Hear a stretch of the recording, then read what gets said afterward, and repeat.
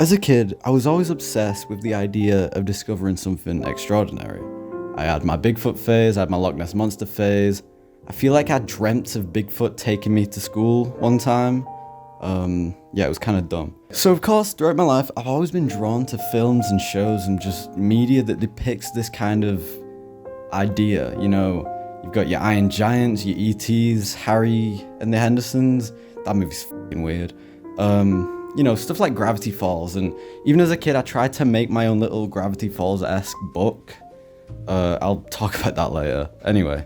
And one film that falls into this category, oh screw it, you already know it's Totoro, I don't care. My Neighbor Totoro, you've probably seen it, you maybe like it, I don't know. But we all know this film's been talked to death. Everybody knows it, it's even the studio's logo. There's all these dumb theories about the film, making it way darker than it needs to be. I even made my own video on it. Well, it's about plants, but it's kind of about Totoro. One thing I've always wondered about this film is what even is a Totoro? So join me in this episode of Trugoy Summer of Ghibli, where we talk about Totoro and other folklore creatures and stuff.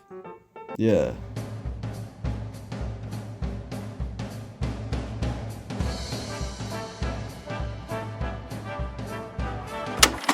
Big Man Miyazaki defines Totoro as a woodland creature that eats acorns, and that doesn't really give us much to go off. So I splashed some cash and I bought this Blu-ray collection right here, and it came with a little book which had Miyazaki's intentions of making the film before even making it, and he explained a little bit deeper of what a Totoro was. About Totoro.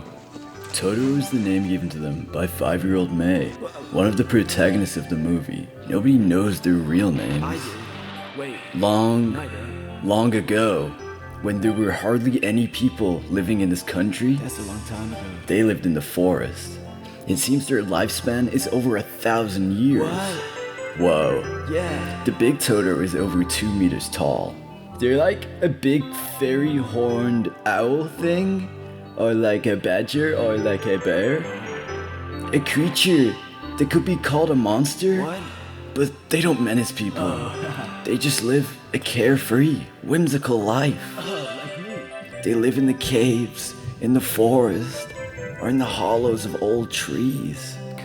They're invisible to human eyes, but dude, for some reason, this film's protagonists, Satsuki and Mei, young sisters, are able to see them.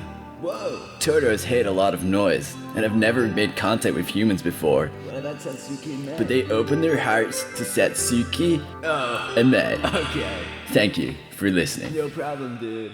After looking at the passage, I feel like it's heavily implied that Totoro is some sort of aspect of Japanese folklore. Little history lesson now.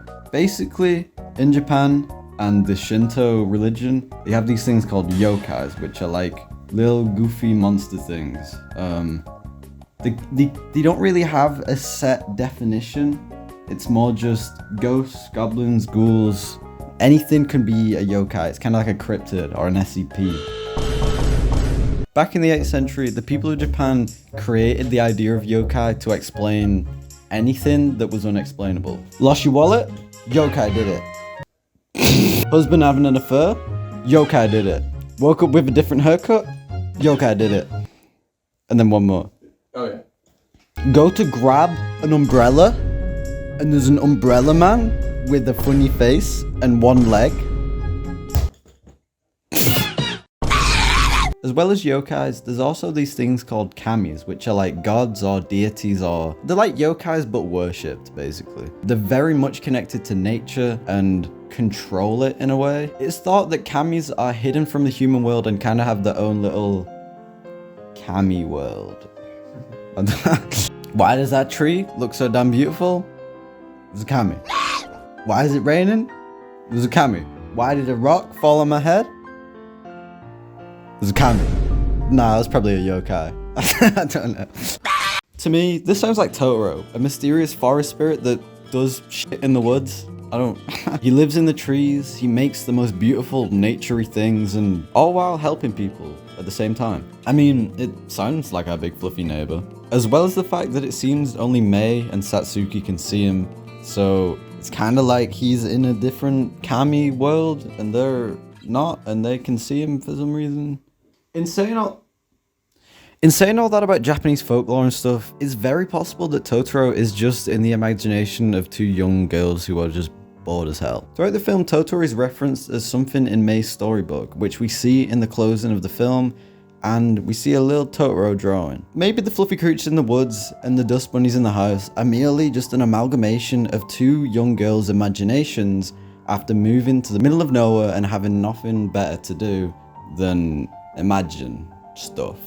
Personally, I don't really like the theory that it was all a dream. I used to read Word Up magazine because it's just lame as fuck, honestly. It's boring. It makes the film feel flat, like Coke with no bubbles, like a rock with no rubble, like Tesco without the huddle. I'm not leaving that one in. Saying the film was pretty much all in the head just kills the magic. It's like telling me that Harry Potter never even left his cupboard. And it doesn't really add anything to the film, it more so just takes away the fun. Miyazaki even said, I don't want people to know if Totoro is dumb or smart. And the more important bit is he didn't want people to know if he was real or not. One aspect of this film that I haven't really touched on yet is the mother, who throughout the film is in hospital because, I don't know, but the real underlying message of the film is dealing with painful and stressful times in our lives, or more so how the two young girls deal with this throughout the film's narrative. That's all well and good, but how does Totoro factor into this? Whether he's real, fake, a kami, a yokai, I don't really know. One thing I know for sure is that Bros in Wizard of Oz. One thing I know for sure is that Totoro represents escapism. At the time of need, when they had to move house, when the mother was in hospital, when they were in this new, confusing location, full of stress, Totoro appeared. I find it really interesting how the first time we see Totoro is after Satsuki, or I don't remember, I think that's her name. It is Satsuki. After she goes off for her first day of school and leaves Mei to her own devices. Not having her older sister there, Mei needed an escape from her reality, something that she couldn't really understand. And on top of the fact that she was probably just bored being a kid alone with nothing else to do while her father worked on taxes. I don't really know what the guy's doing. Totoro appearing in times of need is apparent throughout the film, like in the scene where they're at the bus stop waiting for the father and like kind of being worried about that. Totoro spawns in. And also towards the end of the film, Satsuki even runs to the big tree and shouts for Totoro and asks him for help. Totoro is a symbol of escapism. Looking into Miyazaki's past, we find out that his mother was very sadly in hospital for a lot of his youth with severe spinal tuberculosis, which is a lot like the mother in this film. In interviews throughout his career, Miyazaki stated that in this tough time in his childhood, he turned to books, films, and most importantly nature as a means of escapism, and I think that was his Totoro.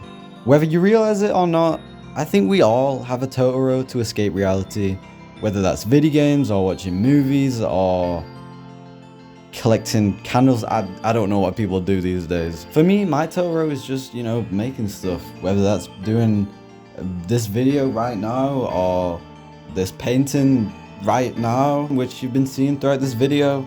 And by the way, I did paint a smaller painting like in the last one, but my camera SD card died on me, so I just thought, go big or go home. I'm gonna put some paint on my wall, so I painted my room. So while I finished this painting, I thought I'd show you this dumb little Gravity Falls-esque book full of little folklore things that I made up that I found in the depths of my room, which I made when I was younger. I don't know how old I was. It's kind of my version of yokais and stuff like that, and something that I think Totoro would feel right at home with. And also, I say that just to link it to the video because it's kind of dumb.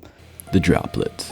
The droplets are a very loving species. They exist to comfort the lonely on rainy nights. Early into my stay here in the valley, a couple of these little guys visited me at my window. It is still unsure to me if they have any sort of habitat, as they seem to appear and disappear as they wish. The droplets don't seem to have any sort of society or communal systems. They simply exist to provide company for the lonely and upset. They do not leave until they've managed to cheer the person up to the same level of their happiness. The Little Leaf Flyers.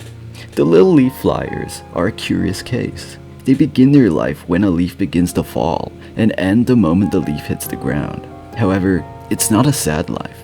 They live to enjoy the ride from the tree to the ground as much as possible.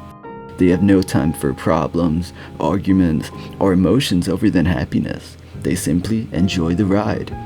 I think that's beautiful. The long grass swimmers. Similar to dolphins, long grass swimmers swim through the fields of long grass. I'm still unsure as to how the swimming works. The long grass swimmers have a beautiful golden yellow color. They seem non-threatening. Well, there you go. That was my very, very obviously Gravity Falls inspired sketchbook, notebook, I don't even know. I think it was pretty cool, but I wish I would have made more. You know, I wish I would have come up with a few more creature ideas. And speaking of wishing I would have made more, I wish I would have made more Trugoy Summer of Ghibli videos this summer, because summer's coming to an end quicker than I thought, and well, this summer's just been pretty lame. The weather has been pretty terrible, and I've just not been in that Ghibli mood, which is a real bummer. But you know, despite the end of the summer, I'm still planning on making maybe a couple more videos in this series. Just might not exactly be Summer of Ghibli. But yeah, I'm glad I made this video, and I'm glad I painted that wall, because it looks pretty freaking cool. Here's some final pictures of it. I'm not 100% pleased with the cloud. I feel like the shadow's a bit too plain, but it took me so long that I'm not even trying to add any more to it now. But yeah, if you like this video, please share it around. I really wanted to get to 1,000 subs by the end of summer. I don't think that's gonna happen now, but still want to reach that eventually. And there's more videos to come, so don't worry. Oh, also go check out the last Ghibli video if you missed that one, and as always, subscribe if you want. You don't have to. See you later. 箱庭の星たちを